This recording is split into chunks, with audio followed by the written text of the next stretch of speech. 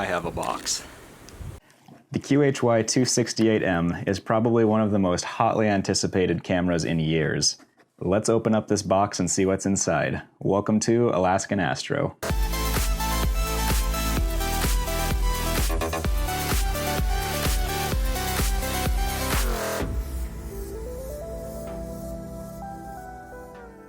Somehow this video got incredibly long, so I'll have bookmarks in the timeline and down in the description for you to skip ahead to whatever section you're interested in.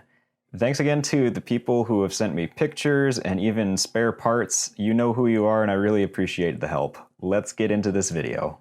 So full disclosure before we even begin, QHY sent this to me with a tester, early adopter, reviewer discount. So I just want to get that out of the way, but I'm going to try and give the most unbiased review of this that I can in this video, and also explain how this fits together with the QHY OAG and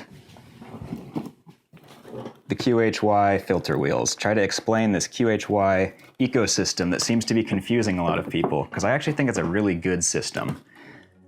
Now, let's open this box.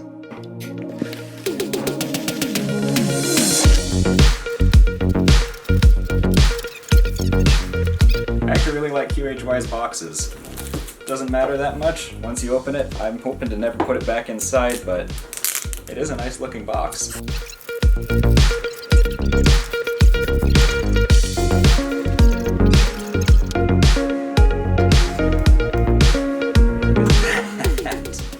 It's wrapped up so pretty with little ribbons and everything. Open box and find your treasure. Wow, look at that.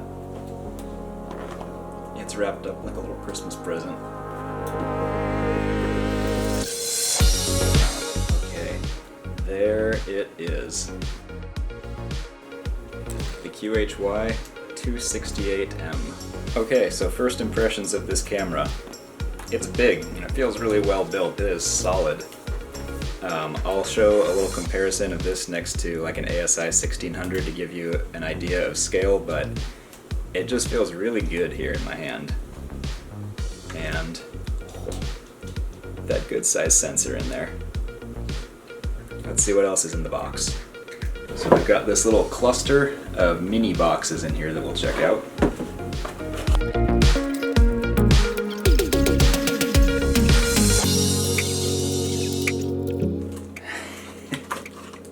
I got an extra box of the same thing. And a USB 3.0 cable. Looks really well made. Alright, that's interesting.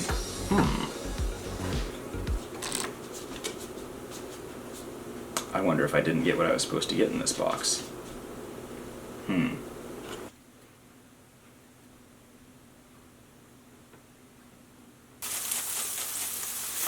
After a couple emails and Facebook messages and phone calls, I think I figured out what happened. Basically, I got two of the same box and one of the boxes somehow got left out.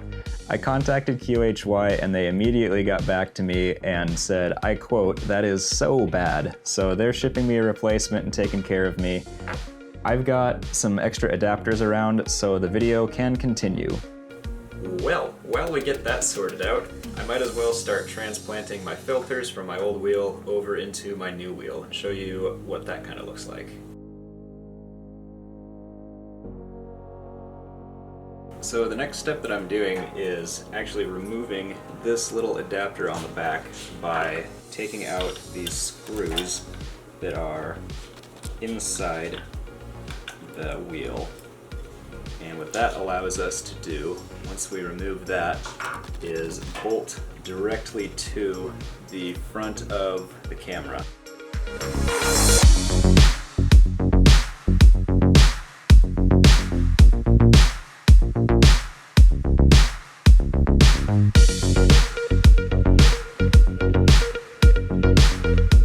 I've got the carousel back into the filter wheel housing. I'm probably gonna go take this and plug it in real quick just to make sure that everything's rotating around. I really like these filter masks that I got from Buckeye Stargazer. I'm not affiliated, I'll drop a link just so anyone can grab those if they want. They really help center the filters and put even pressure on them, and they're super cheap. They're like less than $20 for the whole set, so I recommend those.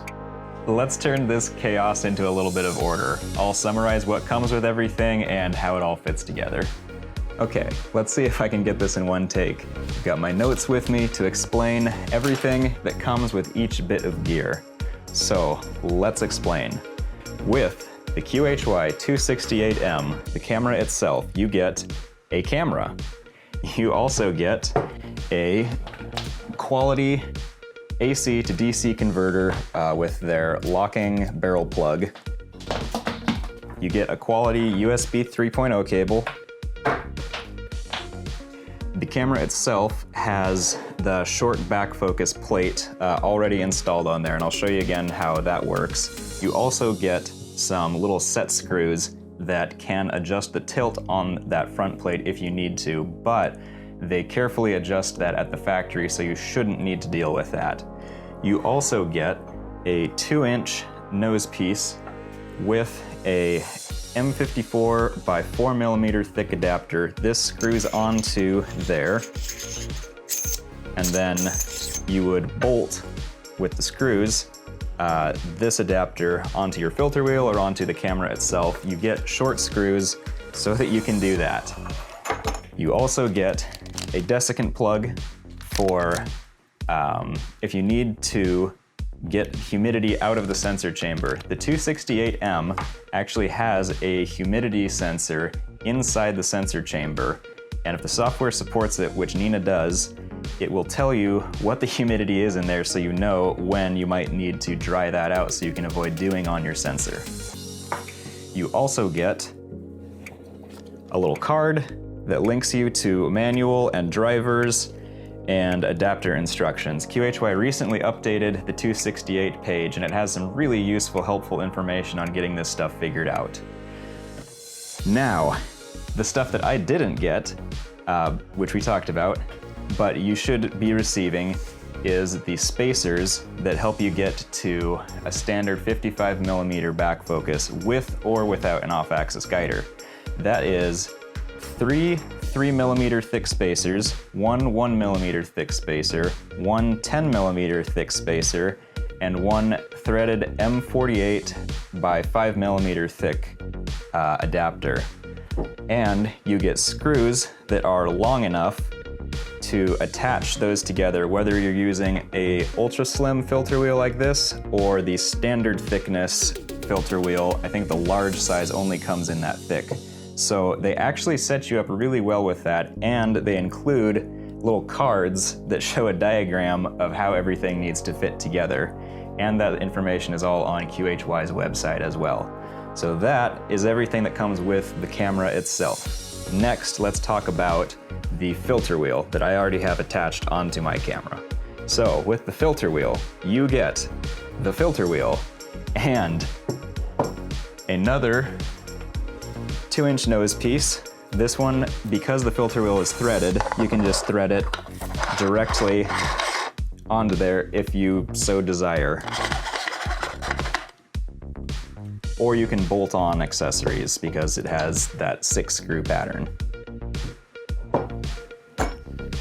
In addition, you get QHY's proprietary cable that connects the filter wheel on the bottom here to the camera body. Now, I really recommend using this setup because it means you don't need to run any additional power. The 12-volt power that goes into the camera is enough to power the filter wheel, and then whatever software you're using basically sees it just kind of transparently, almost like a USB hub.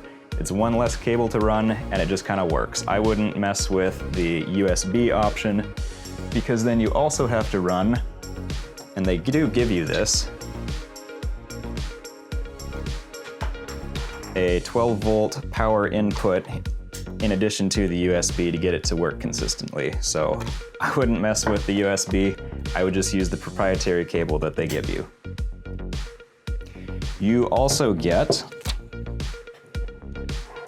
some hilariously long thumb screws so that if you're using that circular dovetail adapter, you can actually you can actually reach from the edges and still adjust that.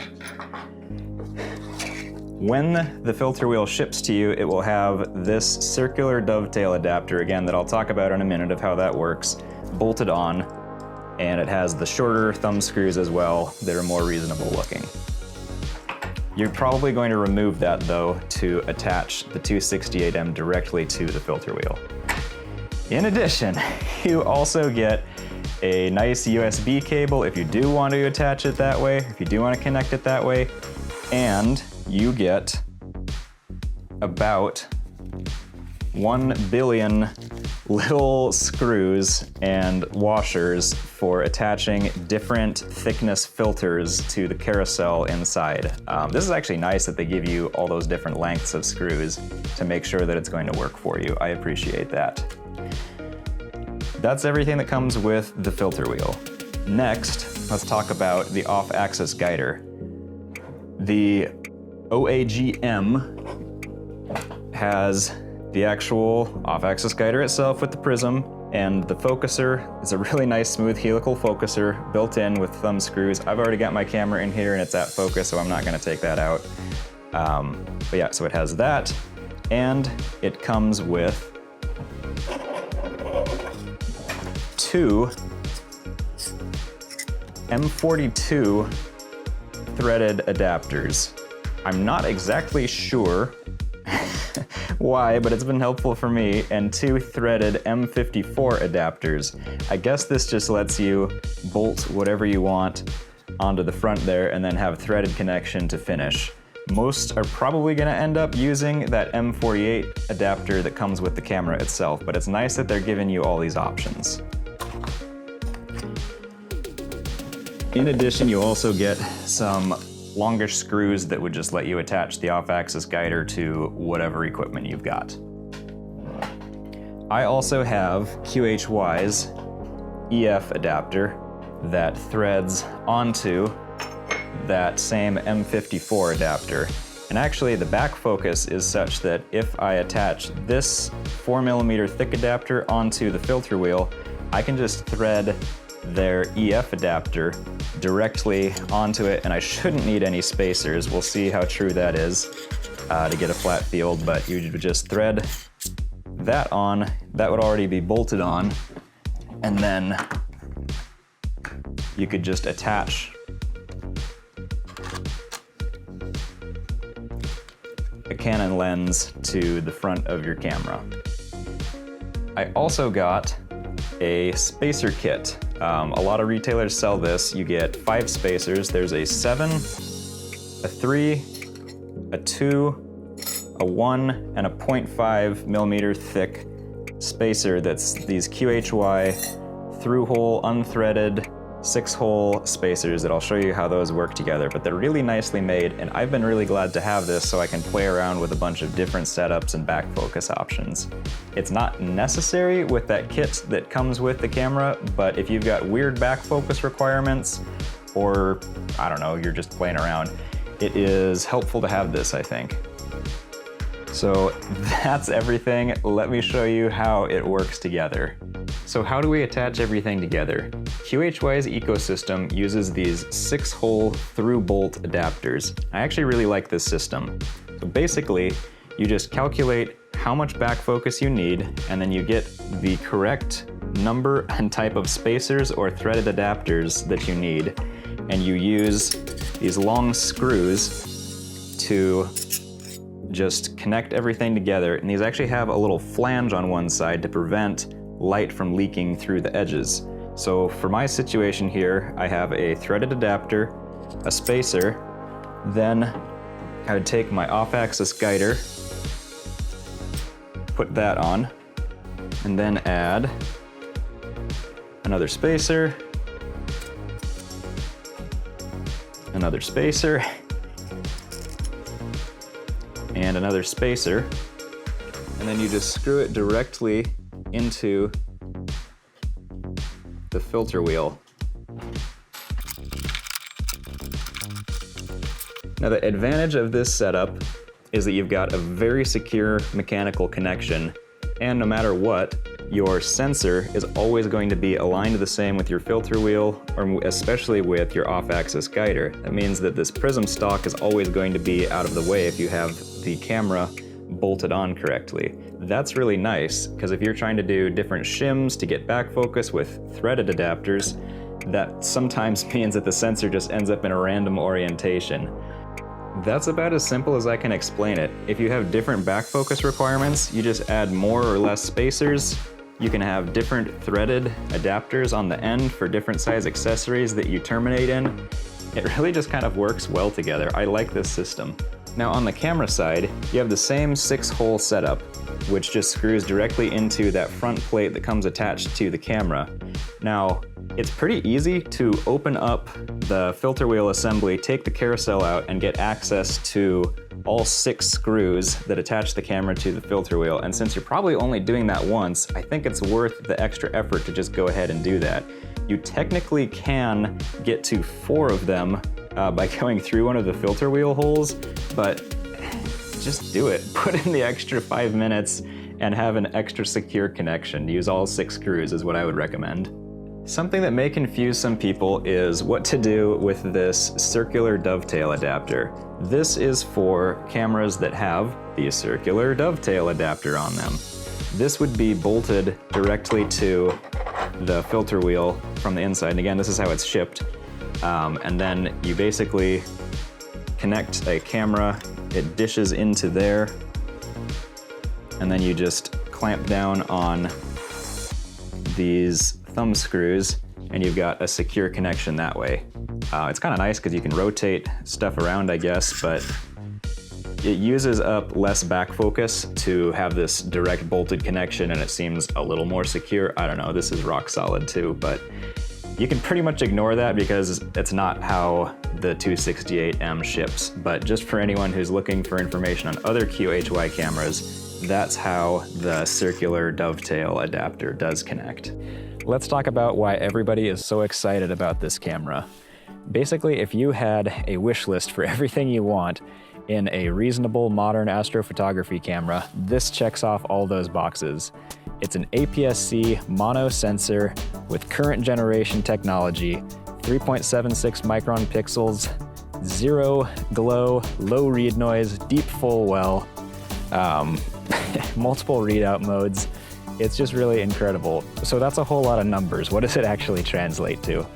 That APS-C size sensor means that you're kind of in this sweet spot where you get a nice wide field of view, but you don't have to deal with the crazy expensive filters and optics to correct a full frame size sensor.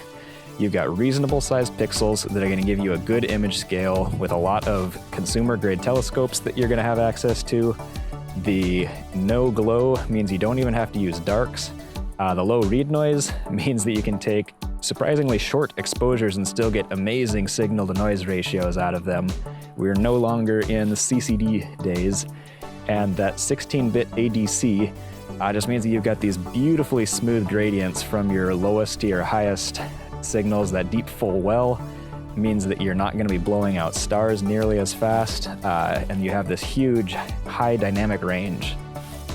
Really, it's just amazing, everything packed into that Sony IMX571 chip, and then QHY has done a really nice job packaging it into something that's useful for astrophotography. This is something that a lot of people have asked for, and though it hardly seems fair to compare the ASI1600MM to the QHY268M or ZWO's own 2600mm, because just about every single spec is better on this new camera. Even though the 1600 is still a great camera, and especially as more of these show up on the used market, that's going to be a great deal for people. It still takes great photos. But let me highlight some of the differences that you're really going to notice as you're actually taking images. One feature that's inherent to this new sensor is that it doesn't have any glow. That means you don't even have to take dark frames if you don't want to. You can just dither to get rid of hot pixels. Additionally, it has a significantly deeper full well, which means you're going to blow out a lot fewer stars, which is fantastic. Something that I've already seen in some of the images I've gotten with it that's a huge quality of life increase is the lack of microlensing artifacts. Anyone who's used the 1600 knows that if you're shooting Alnitak or some other bright star, you get this nasty tic-tac-toe grid right around those bright stars. This camera does not show any of that. Otherwise, there's some pretty significant size differences here. The 268M is a chonky camera. I'm really glad that it has that secure connection because there's a whole lot going on there. All right, that's a lot of boring numbers and information. How do the pictures actually look? Let's see.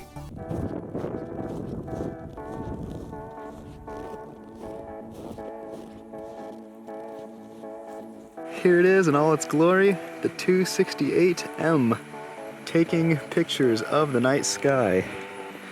Ooh, ah. All right, Nina approves. I approve. I'm gonna try to make this pretty quick because it's a little chilly out tonight, about -20 Fahrenheit and a little bit breezy. So just taking some flats. This is actually like the second or third night I've gotten to use the camera so far, and it's just been really incredible. The images are super clean, low noise, no glow. Everything that the numbers say it should do, it's doing. Just need to figure out the flats a little bit. But yeah, it's working great within Nina. The program likes it, and I'm just really excited that I've actually got some clear skies I'm getting to use it with.